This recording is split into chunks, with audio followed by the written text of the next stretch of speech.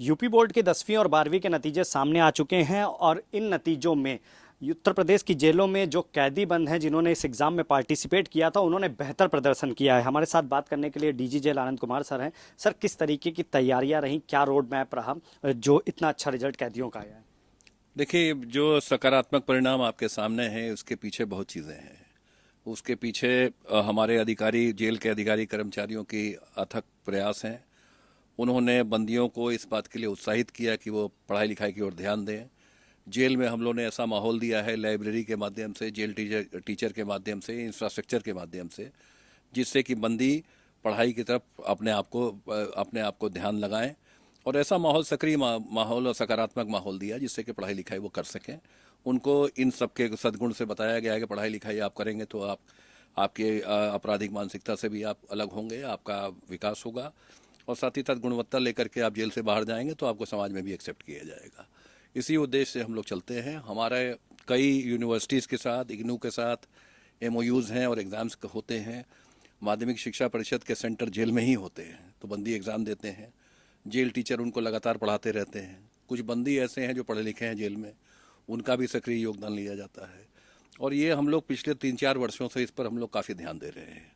आज जो परिणाम आए हैं उसी सार्थक जो हम लोग के प्रयास हैं उसकी सार्थकता इस बात को का द्योतक है कि हम लोग के परिणाम, हमारे जो प्रयास हैं वो सार्थक हुए हैं।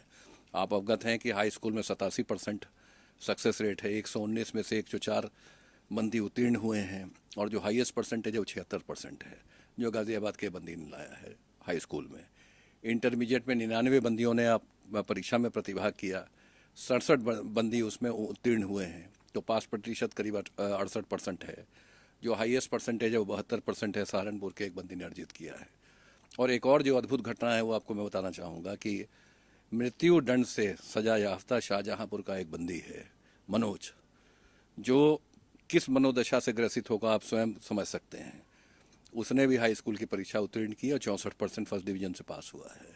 तो कुल मिला के ये सब चीज़ें जो हम लोग मेहनत करते हैं, जो प्रयास करते हैं, जो माहौल देते हैं लाइब्रेरी के माध्यम से, टीचर के माध्यम से, और जो हमारे विभिन्न जो एजुकेशन इंस्टीट्यूशंस हैं उनके माध्यम से जो हम लोग एमओयू करते हैं, ये सब कुल मिला के सामूहिक नतीजा है कि आज ये सकारात्मक परिणाम देखने को मिल रहे हैं। सर, मनोज की बात करें या अन्य कैदियों की बात करें, भले ही ये कैदी हैं लेकिन अब इनमें एक पढ़ाई का जज्बा देखने को मिल रहा है। आगे अगर ये पढ़ना चाहते हैं, कोई कोर्स करना चाहते हैं, तो किस तरीके का सहयोग जेल प्रशासन की तरफ से और सरकार के द्वारा इनको मिलेगा? देखिए, जेल प्रशासन निरंतर कई दिनों से इस बात का प्रयास कर रहा है कि साक्षरता पर जेल में काम हो, और काम हुआ भी है। जैसे मैंने आपको कहा कि माध्यमिक शिक्षा बोर्ड के सेंटर्स जेल में बनाए जाते हैं, इग्नू के कई कोर्सेज के सेंटर जेल में बनाए जाते हैं, कौशल विकास या अन्य टेक्निकल एजुकेशन के कई स्किल डेवलपमेंट कोर्सेज हमारे जेलों में चलते हैं। तो इस तरह के स्किल इम्पार्ट करना या शिक्षा देना और निरक्षरता से साक्षरता की ओर ले जाने का भी हमारा प्रयास होता है। हमारा एक, कुल मिला के एक लाइन में कहूँ तो हम ये चाहते हैं कि जो बंदी अंगूठा लगा के जेल में आया है वो साइन करके जेल से बाहर जाए। तो वो निरक्षर आया होगा लेकिन साक्षर होके जाए, फंक्शनल लिटरेसी जिसको कहते हैं। तो कुल मिला के फंक्शनल लिटरेसी हो, या स्कूल इंटरमीडिएट की परीक्षा हो, या टेक्निकल एजुकेशन हो, व्यावसायिक शिक्षा हो, इन सब चीज़ों को प्रमोट करने के लिए जेल में हम लोग की वृहद कार्य योजना है, और लगातार इसमें बढ़ोतरी हो रही है। सर, आपके नेतृत्व में लगातार कैदियों को मुख्य धारा से जोड़ने की कई योजनाएं चलाई जा रही हैं। शारीरिक अगर हम बात करें तो योगा होते हैं, गायत्री मंत्र के उच्चारण की भी शुरुआत हुई थी। किस तरीके से मुख्य धारा से जोड़ेंगे? मान लीजिए पढ़ लिख गए तो आगे इनको किस तरीके का, समाज में अगर ये छूट करके बाहर आते हैं तो कैसा इनका व्यवहार है, उसके लिए क्या प्रयास रहता है? देखिए, हम लोग ये प्रयास करते हैं, बंदियों को इस बात के लिए प्रेरित करते हैं कि जिस अपराध से भी आप आए हो, यहाँ पर आप आए हो, यहाँ पे आपको बदलने का एक मौका है, एक सुनहरा अवसर है।